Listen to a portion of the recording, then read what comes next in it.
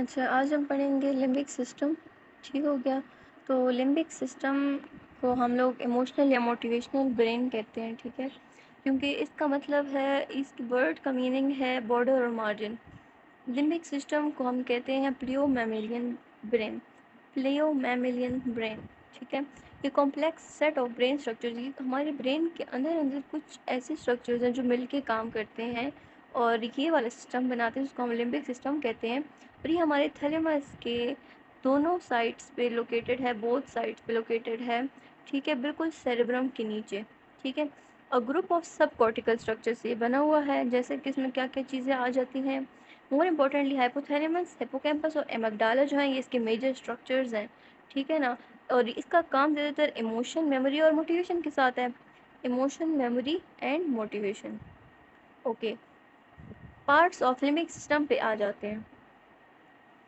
तो parts of limbic system में हमारे पास मोर इम्पॉर्टेंट जो येलो से शो किए गए हैं, ये इंपॉर्टेंट पार्ट्स हैं, विच इज़ एमेग्डोलॉइड कॉम्प्लेक्स, हिप्पोकैम्पस जिसको हम सी हॉर्स कहते हैं, और हमारा हाइपोथैलेमस। ये इंपॉर्टेंट पार्ट्स हैं। बाकी epithalamus, pineal body, habenular nucleus, stria medullaris, cingulate gyrus and epithelial lining of the roof of the third ventricle, anterior thalamic nuclei, mid brain reticular formation, parahippocampal gyrus और septal nuclei, ये भी इसके parts हैं। But more important amygdala, hippocampus, hypothalamus, cingulate जो है, ये important है, ठीक है। ये हमारे पास लिम्बिक सिस्टम है। नेक्स्ट उसमें डायग्राम में हमें सही शो किया गया है। ये सारे के सारे जो स्ट्रक्चर्स हमने पढ़े इसमें शो किए गए हैं। Cingulate gyrus is the gyrus of cerebral cortex, जो कि बिल्कुल मीडियल सरफेस पे मौजूद होता है। सेप्टम पेरिसोडम एंटीरियर कमिशर है। सेप्टल न्यूक्लियाई हैं। हाइपोथैलेमस यहाँ पे बहुत इंपॉर्टेंटली ये जो शो किया गया है, ये हाइपोथैलेमस है, बिल्कुल थैलेमस के नीचे जो एक्सटेंड किया होता है उसको हम हाइपोथैलेमस कहते हैं। Olfactory bulb, memory body important है, मेमोरी बॉडी। हिप्पोकैम्पस यहाँ पे शो किया गया है। पैराहिप्पोकैम्पल गायरस है, बिल्कुल हिप्पोकैम्पस के नीचे जो गायरस होता है उसको पैराहिप्पोकैम्पल गायरस कहते हैं। और डेंटेड गायरस जो है बिल्कुल पैराहिप्पोकैम्पल के साथ ही होता है, ठीक है, बिल्कुल इसके नीचे, ठीक है। कॉर्पस कैलोसम, फोनेक्स है। फोनेक्स इज द थिंग जो कि फोनेक्स जो है तो एक सेरेब्रल कॉर्टेक्स को दूसरी सेरेब्रल कॉर्टेक्स के साथ भी ज्वाइन करता है। ये सारे इसके पार्ट्स हैं लिम्बिक सिस्टम के। नेक्स्ट में भी इसके वही पार्ट्स बताए गए हैं। ये सिंगुलेट गायरस है, फोनिक्स है। फोनिक्स जो है लिम्बिक सिस्टम का पार्ट नहीं है, ये खाली से बताया गया है कि ये एक सेरेब्रल कॉर्टेक्स से दूसरे सेरेब्रल कॉर्टेक्स के साथ कनेक्ट करेगा। एंटीरियर थैलेमिक न्यूक्लियाई इसमें बताए गए हैं। मेमोरी बॉडी है, हिप्पोकैम्पस, एमिग्डालॉइड, ये चीज़ इंपॉर्टेंट है। अच्छा, इफरेंट कनेक्शंस लिम्बिक सिस्टम के कैसे बनते हैं, तो मेन जो है, मतलब बहुत सारे कनेक्शन है, लेकिन मेन कनेक्शन जो है ना, तो उसको हम कहते हैं पपीज सर्किट या फिर मीडियल लिम्बिक सर्किट। वो बहुत इंपॉर्टेंट सर्किट है, पपीज सर्किट जिसको हम कहते हैं। ये कहाँ कहाँ से होगा, एक हिप्पोकैम्पस फॉर्मेशन इसमें इन्वॉल्व है, फोनिक्स है, मेमोरी बॉडी है, और एंटीरियर न्यूक्लियस ऑफ थैलेमस है, सिंगुलेट है, और फिर से हिप्पोकैम्पस है। जैसे कि इसमें बताया गया है, हिप्पोकैम्पस से ये स्टार्ट हो रहा है। हिप्पोकैम्पस से मेमोरी बॉडी, ठीक है, मेमोरी बॉडी से फोनेक्स है, ये फोनेक्स की पूरी बॉडी से गुजरता हुआ जाएगा, ठीक है, पूरी फोनेक्स से गुजरता हुआ मेमोरी बॉडी से इंफॉर्मेशन देगा। फिर मेमोरी बॉडी से जाएगा कहाँ, एंटीरियर न्यूक्लियस और थैलेमस के ऊपर। फिर एंटीरियर न्यूक्लियस थैलेमस से ये जाएगा सिंगुलेट के ऊपर, ठीक है, सीधा एंटीरियर थैलेमिक न्यूक्लियस से सीधा ऊपर सिंगुलेट के ऊपर जाएगा, ठीक है। और फिर दोबारा से ये होता हुआ मतलब सिंगुलेट गायरस तो पूरा बस समझो कि कॉर्टेक्स में पहुंच गया। तो पूरे कॉर्टेक्स अब सिंगुलेट गायरस से जो जितने भी गायरस इसमें इन्वॉल्व थे, पैरा हिप्पोकैम्पल गायरस और एंटोरोहाइनल गायरस, कॉर्टेक्स, इन सारे गायरस से गुजर दोबारा हिप्पोकैम्पस तक पहुंच जाएगा। तो ये हिप्पोकैम्पस से ही स्टार्ट होता है, फोनेक्स से फैलता हुआ मेमोरी बॉडी से थैलेमस और थैलेमस से सीधा ऊपर प्रोजेक्ट होता है और गायरस तक पहुंच जाता है। इसको हम कहते हैं पेपिस सर्किट। नेक्स्ट उसमें भी यही है कि ये है कहाँ से स्टार्ट होता है, हिप्पोकैम्पस से। हिप्पोकैम्पस से फोनिक्स के थ्रू जाता है मेमोरी बॉडी तक, और मेमोरी बॉडी से मेमोलोथैलेमिक ट्रैक के जरिए एंटीरियर न्यूक्लियस और थैलेमस में पहुंच जाता है। और फिर हमें पता है थैलेमस जो है सारी इन्फॉर्मेशन जो है तो कॉर्टेक्स के साथ शेयर करता है। तो कॉर्टेक्स के कौन से पार्ट पे जाएगा, सिंगुलेट गायरस के ऊपर, और फिर वहाँ से दोबारा वापस हिप्पोकैम्पस। इसको कहते हैं लिम्बिक और पेपिस सर्किट। फंक्शंस क्या हैं, जितने भी वेजिटेटिव फंक्शंस हम कंट्रोल करते हैं। वेजिटेटिव फंक्शंस क्या होते हैं, जो हम इनवॉलंटरी फंक्शंस हैं, जो कि जिन पर हमारा कंट्रोल नहीं है, heart rate, pulse rate, blood pressure regulation वगैरह, ये सारी चीज़ें लिम्बिक सिस्टम कंट्रोल करता है। फीडिंग, चीविंग, ये फीडिंग चीविंग वगैरह ये एमिग्डालॉइड कंट्रोल करते हैं। इमोशंस जो है ये एमिग्डालॉइड करता है। और ऑटोनॉमिक फंक्शंस वगैरह ये सारा जो है, जैसे हार्ट बीट, रेस्पिरेटरी रेट, ये सारे वेजिटेटिव फंक्शंस हैं। Rage and placidity is also control by limbic system. Rage क्या होता है? रेज जो है तो बाइटिंग, क्लॉविंग, रोलिंग मतलब गुस्से वाली आवाज़ें निकालना या कोई ऐसी गुस्से में एग्रेशन वाली जो हालत होती है उसको कंट्रोल करता है। और प्लेसिडिटी जो इमोशनल स्टेट है लेकिन ये गुस्से से बिल्कुल अपोजिट है, जैसे डरना, फियर ऑफ समथिंग। तो रेगुलेशन ऑफ बायोलॉजिकल रिदम भी लिम्बिक सिस्टम का काम है। अब बायोलॉजिकल रिदम क्या है कि बॉडी टेम्परेचर में कोई चेंज आएगा, यूरिन वॉल्यूम में चेंज आएगा, मतलब उसको कंट्रोल करना कि कोई चेंज ना आए। सोडियम पोटाशियम कॉन्सेंट्रेशन बॉडी में कॉमन कांस्टेंट रखना। एड्रीनोकॉर्टिकल फंक्शंस हैं इसके स्पेसिफिकली। मैटरनल बिहेवियर जो होता है वो उसमें भी लिम्बिक सिस्टम का काम है, इसमें प्रोलैक्टिन प्रोडक्शन होती है फॉर लैक्टेशन, ठीक है। अब मोटिवेशन भी इसका इम्पोर्टेंट काम है। मोटिवेशन मतलब कि अगर जो है तो रिवार्ड के बारे में हम सोचते हैं तो हमें मोटिवेशन मिलती है। ये सारा कुछ लिम्बिक सिस्टम कंट्रोल कर रहा है कि हम अगर हम अपने आप को मोटिवेट करते हैं कि अगर हम ये काम करेंगे तो हमें रिवॉर्ड मिलेगा, नहीं करेंगे तो पनिशमेंट मिलेगी, ठीक है।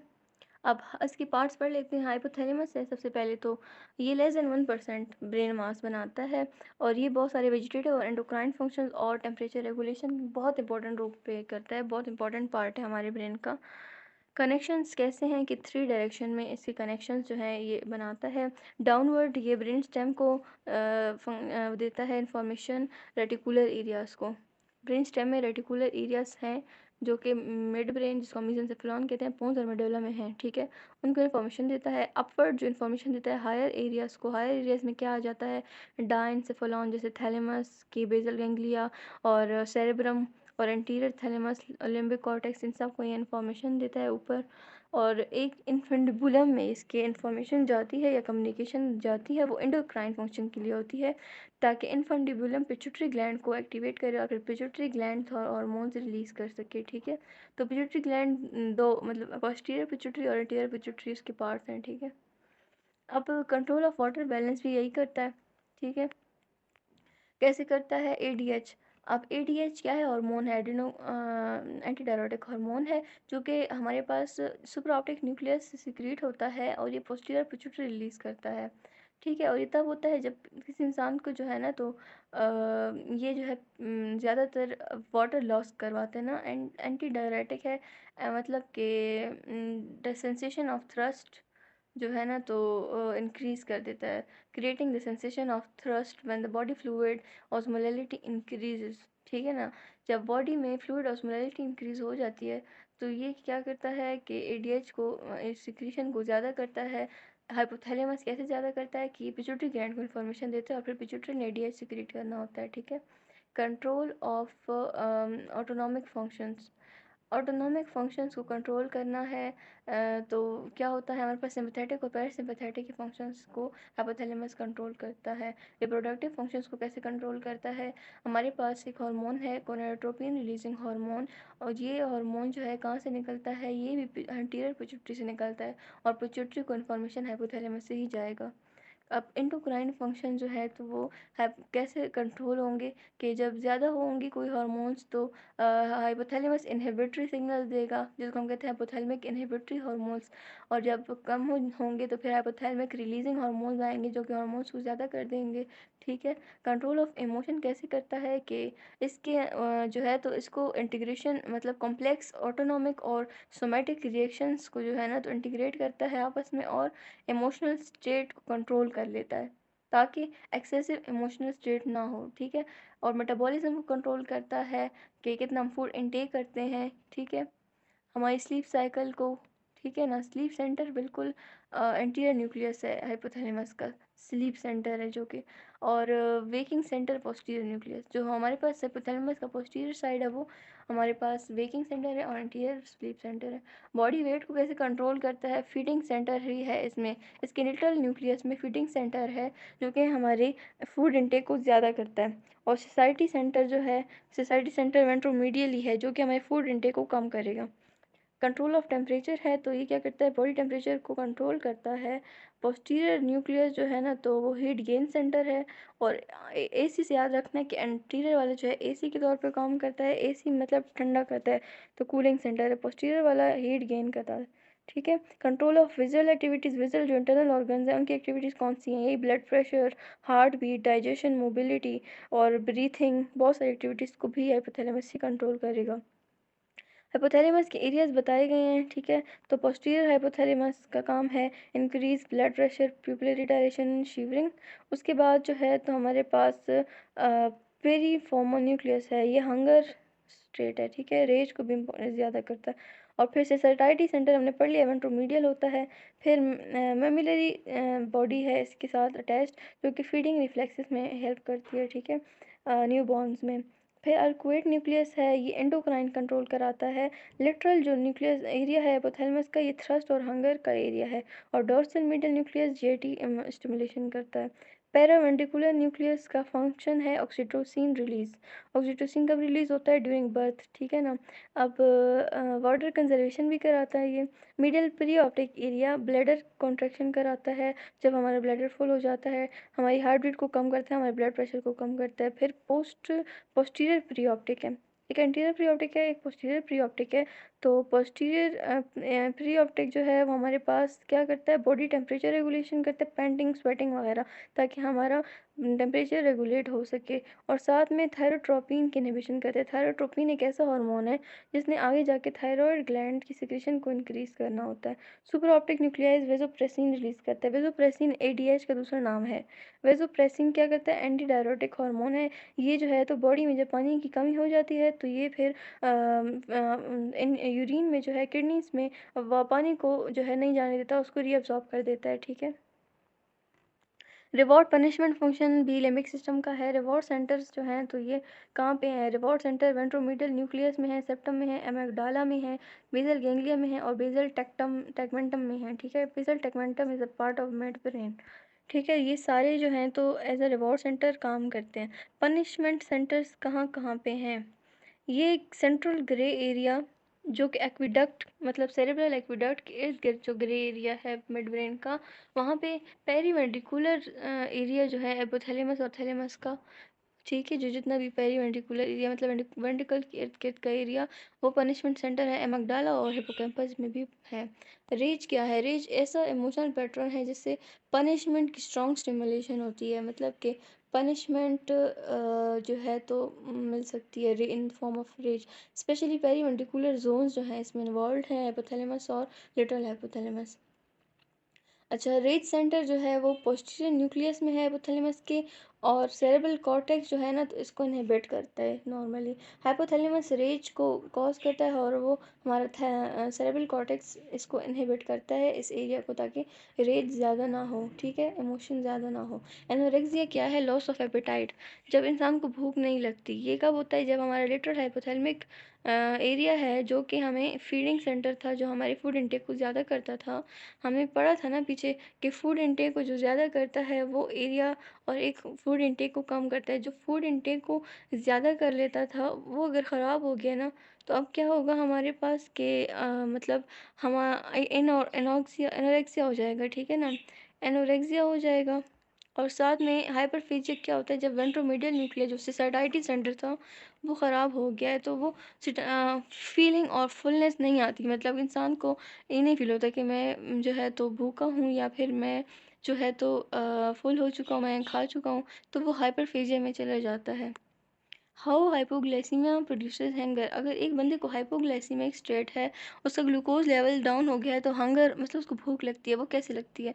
सिटाइटरी सेंटर के अंदर ग्लूकोज रिसेप्टर्स होते हैं जो कि ग्लूकोज के लेवल को मेजर करते हैं।